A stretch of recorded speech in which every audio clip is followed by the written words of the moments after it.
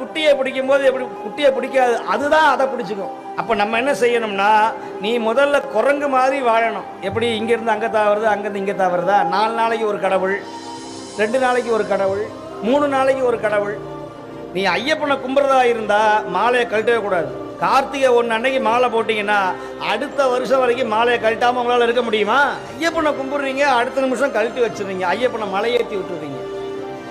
புரட்டாசி மாதம் கோவிந்தா கோவிந்தான்னு பெருமாளை அப்படியே வரிஞ்சு கொண்டு கும்பிட்றீங்க. புரட்டாசி 30 முடிஞ்சதுன்னா கோவிந்தனை மலைக்கு வேலை அனுப்பிச்சிடுறீங்க. மாரியம்மா காளியம்மாங்கிறீங்க. சித்திரை மாதம் முடிஞ்சதுன்னா ஆடி கூழ் முடிஞ்சதுன்னா அந்த அம்மாவை ஆடமாக உட்காந்துருமாங்கிறீங்க. அது அனாதையாக உட்காந்துருக்கு. அடப்பாவி, ஆடி மாதம் முழுக்க அது கும்பிட்டியடா.